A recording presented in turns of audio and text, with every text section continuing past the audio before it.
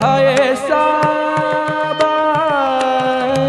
त्यागी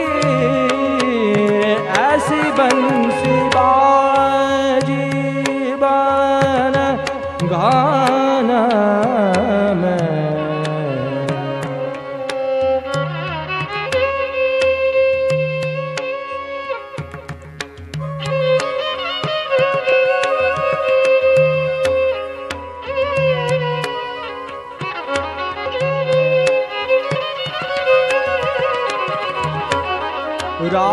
रासयादी अनेक लीला रस भाव पूरित मूर्ति मुखारविंद छवि धारे बिरहयनौग जागे तब वेणुनाद द्वार आब श्री लक्ष्मण भट्ट भूप कुमार पद्मनाभ देवोद्धार अर्थ त्यागी ऐसी बंसी बाजी घन में व्याप रही ध्वनि महामुनि न की समाधि लागी ऐसी बंसी समाधि लागी ऐसी बंसी समाधि लागी ऐसी बंसी बाजी गान गान में रासयादी अनेक लीला रस भाव पूरित मूर्ति मुखारविंद छवि धारे बिरहयनौग जागे तब वेणुनाद द्वार आब श्री लक्ष्मण भट्ट भूप कुमार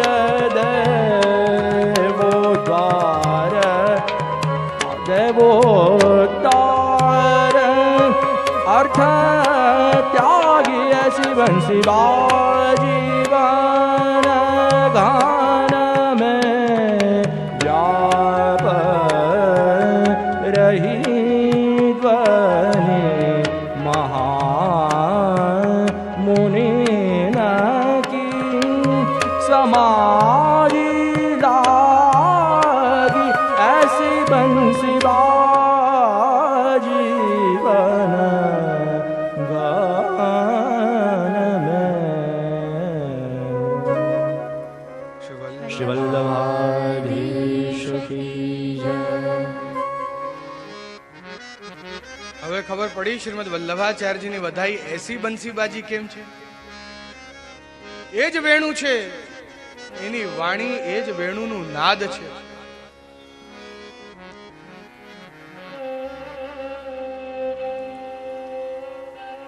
જેના વાણીથી લોકો ત્યાગી થઈ જાય છે. મારા દેહ, મારું અંતઃકરણ, મારા પતિ, મારા પત્ની બધું ત્યાગું છું પ્રભુ આપના ચરણમાં, એવું જ બોલો છો ને. બ્રહ્મ સંબંધ અપાવે છે કોણ આપને? વલ્લભ. જેના કારણે આપ ત્યાગી બની જાઓ છો, મહાયોગીઓ ધ્યાનમાં ઉતરી જાય છે, એવો એનું સ્વરૂપ છે.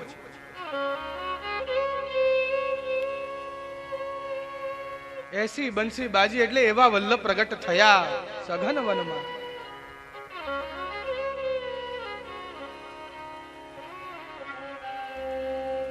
આવો વેણુનો નાદ જ્યારે થાય તો ગોપીઓ ધ્યાનમાં કેમ ના આવી જાય.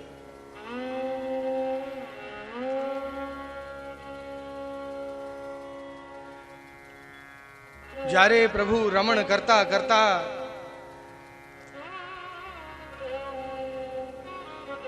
રાધાજીને મળ્યા, રાધાજીએ એમના ચરણારવિંદ પર સુંદર આકૃતિઓ ચંદન અને કેસરથી બનાવી છે. પોતાના વક્ષસ્થળ ઉપર જે ચંદનનો લેપ કર્યો છે ત્યાં પ્રભુના ચરણ પધરાવ્યા છે હૃદય ઉપર. પછી પ્રભુને વિનંતી કરી, કૃપા કરીને પધારો આપ. ગૌચારણમાં જ્યારે આપ ગિરિરાજજીની કંદરાઓ, ગિરિરાજજીની તરહેટીઓમાં પધાર્યા, ત્યાં ઘાસ પર એ ચંદન લૂછાયું. ગિરિરાજજીની તરહેટીમાં જે ભીલનીઓ જે નિત્ય રમણ કરે, રમે, ખેલે, એમને એ તૃણ પર, એ ઘાસ પર લૂછાયેલો ચંદન જોયો. એ ચંદન હાથમાં લઈને ને આમ જોયું, એનાથી નજીક એમ લાવ્યા તો સુગંધ આવી. કે આ શું વસ્તુ છે, મનમાં વિચાર કર્યું. અને એ જ સમયે શ્રી ગિરિરાજજી એમના હૃદયમાં પ્રેરણા કરી, અરે પુલિંદનીઓ, આ કોઈ સાધારણ વસ્તુ નથી, આ તો સાક્ષાત ભગવાન શ્રી કૃષ્ણના ચરણારવિંદનો ચંદન છે. એ ચંદનને તમારા મસ્તક આનન કુચેશુ, તમારા મસ્તક અને કુચ એટલે વક્ષસ્થળ ઉપર લગાવો. તમારા જહુસ્તદાદિમ, જહુ તદ આધિમ, એની આધિ વ્યાધિ બધી જહુ દૂર થઈ જશે. જેને તિલક ચરણામૃત કર્યા છે એની બધી આધિ વ્યાધિ દૂર થઈ ગઈ છે. મસ્તક પર લગાવો, કંઠે લગાવો, હૃદય લગાવો. માટે કહ્યું તિલક કરો. એ ભગવાનના ચરણારવિંદની છાપ છે, એને ગર્વથી મસ્તકે ધારણ કરો. એક સમય એવો હતો કે જ્યારે કોઈને તિલક વગર, ભલે શિવને માને તો ત્રિપુંડ, કૃષ્ણને માને કે વિષ્ણુને માને તો ઉર્ધ્વપુંડ, જો તિલક વગર કોઈ માણસ દેખાય તો એને જોઈને ને સૂર્ય દેવતાને જોવા પડતા હતા, નકર એનો દોષ લાગતો. ખાલી મસ્તક જોવામાં નતું આવતું. નિયમ હતું એક સમય એવું.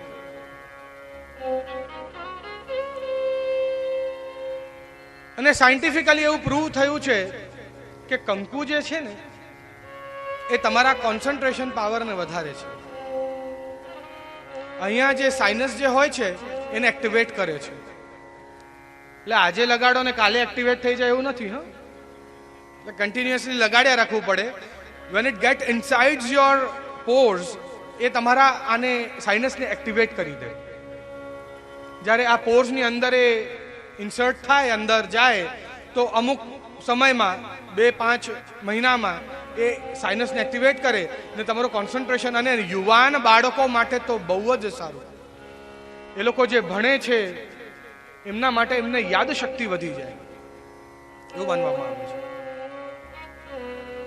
એ ચંદન અને કેસર, એ કુમકુમ, જેનાથી પ્રભુના ચરણારવિંદ શૃંગાર્યા હતા, એ જ્યારે એ તૃણ ઉપર લૂછાયા ને એ જેમ જ હાથમાં લીધું, હાથમાં લઈને મસ્તક અને હૃદય ધારણ કર્યું આ ગોપિકાઓએ, એમના અંદર સ્વામિની ભાવ આવ્યો. કારણ કે સ્વામિનીજીના હૃદય ઉપર પધરાવેલો હતો ને એમને ચરણ. સ્વામિની ભાવ આવ્યો એમને. ગિરિરાજની તરહેટીમાં જે કઈ કંદ મૂલ આદિ જે કઈ હતા એ સુંદર ફલ આદિ સવારી સુંદર તૈયાર કરીને ઠાકુરજી માટે રાખ્યા છે કે હમણાં પ્રભુ પધારશે અહીંથી ને એમને હું આરોગ આવીશ. અને એ જ ઉત્થાપન ભોગની ભાવના. રાત્રિના રાસના શ્રમ નિવારણાર્થ સવારે મંગલ ભોગ, અને દિવસના રાસના શ્રમ નિવારણાર્થ ઉત્થાપન ભોગ. તમે જોયું હશે મોટા ભાગની હવેલીઓમાં એક મંગલાના દર્શનમાં સૌથી વધારે વૈષ્ણવ હશે અને એક સંધ્યા આરતીના દર્શનમાં સૌથી વધારે વૈષ્ણવ હશે. ધ્યાન આપ્યું છે? કેમ એવું? કે સવારે ઓફિસ જતા હોઈએ તો એની પહેલા અમે દર્શન કરી આવીએ, સાંજે ઓફિસથી આવીએ એટલે દર્શન કરતા ઘરે જઈએ. ના, એવું કારણ નથી. આનું કારણ તો વર્ષો જૂનું છે, અત્યંત અલૌકિક. જો દિવસે તે ગ્વાલોને સંયોગ અને ગોપિકાઓને વિયોગ, રાત્રિએ ગોપિકાઓને સંયોગ અને ગ્વાલોને વિયોગ. હવે સવારે તે ગ્વાલ બાલ આતુર થઈ ગયા હોય, આખી રાત પ્રભુને મળ્યા ના હોય ને એટલે મંગલામાં દોડતા જાય.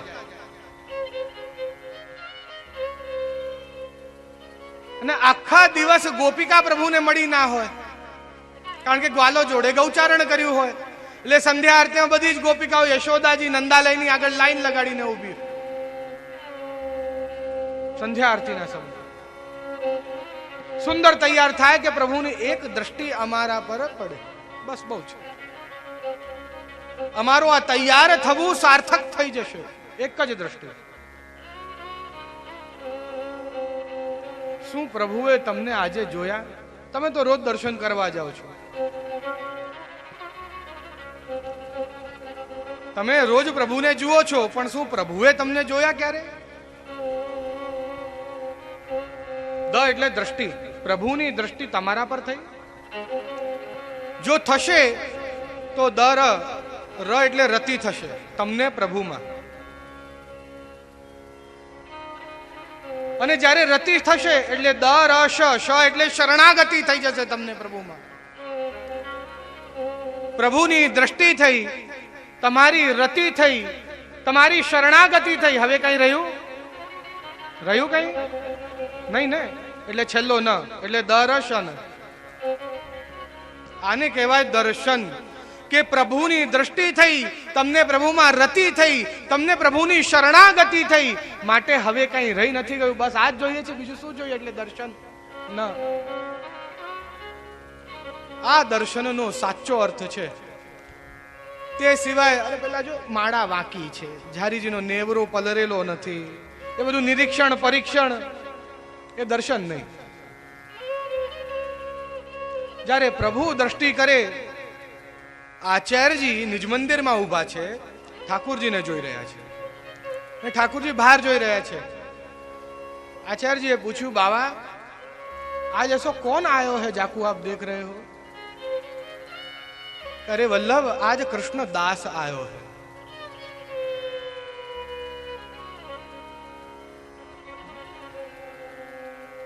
આવી દ્રષ્ટિ થઈ છે.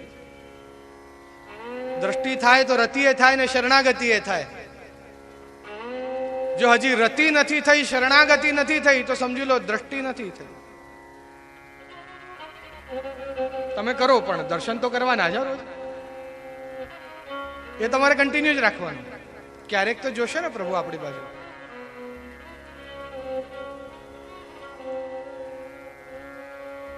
આ ગોપિકાઓ પૂર્ણ ભાવથી પ્રભુના માટે સુંદર ઉત્થાપન ભોગ તૈયાર કરીને સિદ્ધ કરીને રાખ્યા છે. પ્રભુએ રાસ કર્યો. આ ગોપિકાઓ લઘુ રાસ માનવામાં આવે છે, દિવસનો રાસ. અને પછી પ્રભુ એમના હાથનો આ ફલ આરોગ્યા છે. અને જ્યારે આવા દર્શન આ ગોપિકાઓને થયા ઘર બેઠા, આ પુલિંદનીઓ ઉપર જે કૃપા થઈ, એ દર્શન જ્યારે ગોપિકાઓને થયા ઘર બેસ્યા, ત્યારે ગોપિકાઓએ વર્ણન કર્યો, પૂર્ણાહ પુલિંદ્ય ઉર્ગાય પદાબ્જ રાગ. આ પુલિંદનીઓ પૂર્ણ થઈ છે. પૂર્ણા પુલિંદ્ય. આ પુલિંદનીઓ પૂર્ણ થઈ છે. કોના કારણે? પર્વત પ્રેરણાયા, કે પર્વતે પ્રેરણા કરી, માટે એમના હૃદયની અંદર એવો ભાવ પ્રગટ થયો કે આ ચંદન અમારા મસ્તકે અને હૃદયે લગાડવું જોઈએ. આ કુમકુમ, આ કેસર મિશ્રિત ચંદન જે છે એને અમારા હૃદય પર અને મસ્તક પર ધારણ કરવું જોઈએ. અને એમના અંદર સ્વામિની ભાવ આવ્યું. શ્રી કુમકુમેન દૈતા સ્તન મંડિતેન, જે સ્વામીજીએ જે કુમકુમ એમના હૃદય પર ધારણ કર્યું હતું, એ ચરણ જ્યારે ભગવાનનો પોતાના હૃદય પર પધરાવ્યો અને ભગવાનના ચરણ પર એ કુમકુમ લાગ્યું, તદ દર્શન સ્મર રુજ તૃણ રૂષિતેન, એ જે તૃણ છે એના ઉપર લૂછાઈ ગયું. જ્યારે ગૌચારણ કરતા કરતા ગિરિરાજજીની તરેટીમાં ગયા ત્યારે, અને ત્યારે લિંપંત્ય આનન કુચેશુ, એને ગિરિરાજજીએ પ્રેરણા કરી કે હે પુલિંદનીઓ, આને પોતાના આનન અને કુચ ઉપર એટલે વક્ષસ્થળ ઉપર અને મસ્તક ઉપર ધારણ કરો. અને જેમ જ ધારણ કર્યું એમના હૃદયની અંદર સ્વામીની ભાવ પ્રગટ થયો અને ત્યાં કહ્યું જહુસ્તદાધિમ, એમની બધી જ આધિ વ્યાધિ દૂર થઈ ગઈ છે. તદ આધિમ જહુ, આવું વર્ણન કર્યું કે એમને જેટલા પણ કષ્ટો હતા તે બધા જ દૂર થયા. ભગવાન નિકટ્યા તાસામપી ભક્તર જાતઃ, જે ભગવાનના નજીકના હોય ને એમની પાસેથી જ ભક્તિ મળે. એવું શ્રીમદ વલ્લભાચાર્યજી સુબોધનીજીમાં આજ્ઞા કરે છે.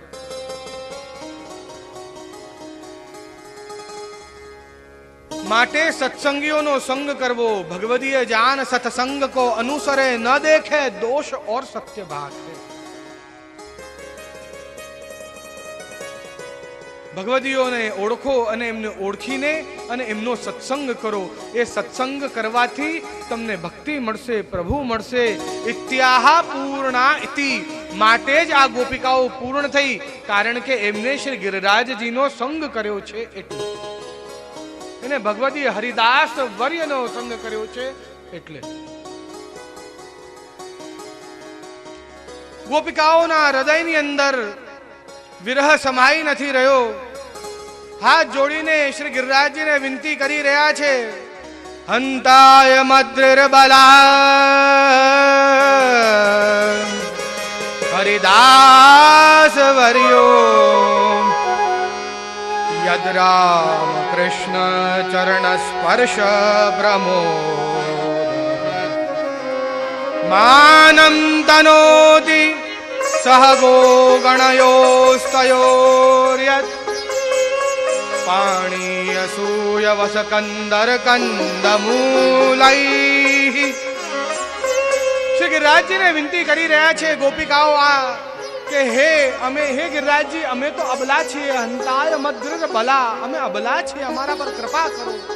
જેવી કૃપા આપે આ પુલિંદનીઓ પર કરી છે એવી કૃપા કરો. અમારું કોણ જે અમને આવું સત્સંગ કરાવે, જેના સંગથી અમને પ્રભુની પ્રાપ્તિ થાય. હે શ્રી ગિરિરાજ, અમારા પર કૃપા કરો. હે હરિદાસ વર્ય, હરિના દાસોમાં શિરોમણી એવા હરિદાસ વર્ય શ્રી ગિરિરાજ ગોવર્ધનાય નમઃ. હે હરિદાસ વર્ય, અમારા પર કૃપા કરો. આપનું સ્વરૂપ કેવું છે?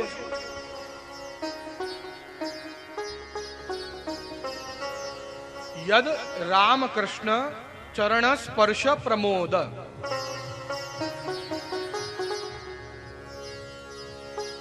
કોના કોના ઘરે પુષ્ટાવેલી સેવા બિરાજે છે? નિત્ય સેવા કરો છો બધા? ચલો, જે સેવા ના કરતા હોય તો કઈ નહીં, પણ પુષ્ટાવેલા પ્રભુ બિરાજે છે. પણ નિત્ય ચરણ સ્પર્શનો આગ્રહ કોનો કોનો છે? સેવા તો કરો જ છો, પણ એટલીસ્ટ ચરણ સ્પર્શ તો કરીએ જ. એમ સેવા તો આપ બધા કરો જ છો, સમજો. પણ જે સેવા નથી કરી શકતા, એમને એટલો સમય નથી મળતો, પણ માત્ર ચાલો બીજું કાંઈ નહીં, પણ ચરણ સ્પર્શ તો કરીએ. ચાલો, હવે જે સેવા કરે છે ને ચરણ સ્પર્શ કરે છે એવા ઘણા બધા જણ છે, ઘણા બધા વૈષ્ણવ. कभी ऐसा हुआ कि प्रभु को छुआ और कुछ हुआ? ऐसा हुआ है कभी? करंट लाग्यो છે ક્યારે પ્રભુને સ્પર્શ કરતા? લાગ્યો છે કરંટ? તો શું એમાં પ્રભુ નથી બિરાજતા? કોઈના હાથમાં પેરાલાઇસિસ થયું હોય, એને ગમે તેટલા ચીમટી ભરો, એને કશું ના થાય. એમાં કઈ ચીમટીનો વાંક ના હોય, એ હાથનો વાંક છે. એક માણસ છે તમારા ઘરમાં, એને તમે નિત્ય સુંદર રસોઈ જમાડો છો. એક દિવસે એને તાવ આવ્યો, 2-3 દિવસમાં એ ઠીક થયો. તમે રસોઈ એવી જ બનાવી છે, પણ યાર કોઈ વસ્તુમાં સ્વાદ નથી, યાર તે બેકાર રસોઈ બનાવી છે. એનું શું કારણ? તાવ આવવાના કારણે એનું મુખનું, મોઢાનું સ્વાદ બદલાઈ ગયો છે. તો એમાં આપની રસોઈમાં વાંક ખરો? તો પ્રભુના સ્વરૂપમાં વાંક ખરો? તો આપને કરંટ કેમ નથી લાગતો? उसको छुआ और कुछ होता क्यों नहीं? અહીંયા તો એવું કે છે કે ચરણ સ્પર્શ પ્રમોદ, કે એના ચરણના માત્ર સ્પર્શથી એના પ્રમોદિત થઈ જાય છે, આનંદિત થઈ જાય છે, રૂવાટા ઉભા થઈ જાય છે. આપના રૂવાટા ઉભા થયા ક્યારે? તો વાંક કોણો? આપણો, પ્રભુનો નહીં. એ તો આટલી કૃપા કરવા માટે આપણા ઘરે બિરાજ્યા, એ બહુ મોટી વાત છે હો. નગર આપણા પર કૃપા જ જો ના કરવી હોત તો આપના ગુરુના ઘરે બિરાજી ગયા હોત. ઘણા બધા નથી હોતા, હવે સેવા નથી થતી, ગુરુ પધરાવી લો આપની ગ્વાલ મંડળીમાં. આપના ઘરે હજી પ્રભુ બિરાજે છે, એ જ બહુ મોટી કૃપા છે. કે હજી આપના અંદર કાંઈક એવું છે કે જે એમને પકડી રાખે છે કે ના, મારે આ ભક્ત પર કૃપા કરવી છે. હજી મને આશા દેખાય છે આની અંદર થોડી, હજી ચાન્સીસ છે થોડા કે એને પણ યદ રામ કૃષ્ણ ચરણ સ્પર્શ પ્રમોદ, કે દાઉજી અને કૃષ્ણના ચરણ સ્પર્શથી એને ક્યારેક તો પ્રમોદ થશે એવું લાગે છે. હજી એવા ચાન્સીસ છે. આપના ઘરે જો પ્રભુ બિરાજે છે એ સમજી લો બહુ મોટી કૃપા છે. નગર પધારી જાય કોઈ વૈષ્ણવના ઘરે, કોઈ વલ્લભના ઘરે, આપની હાથે સેવા ન લેવી હોય તો ના જ લે.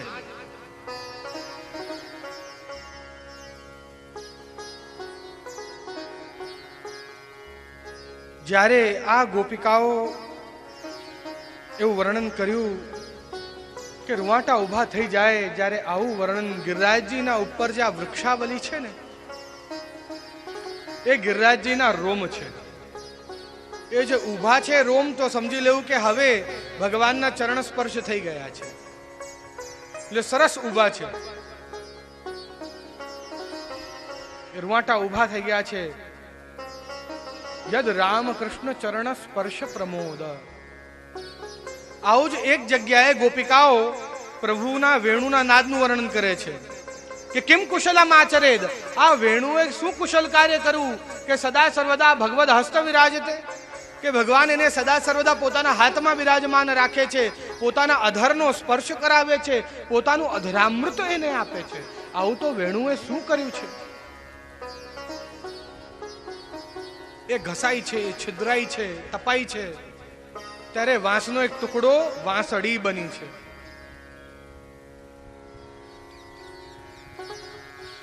પણ અહીંયા વિદ્વાનો એક બીજી વાત બી કરે છે, ખબર છે? ગોપિકા બીજી ગોપિકાને કહ્યું કે અરે ગોપિકા, તે ભગવાનના વેણુનો નાદ સાંભળ્યો, તું તો બેભાન થઈ ગઈ.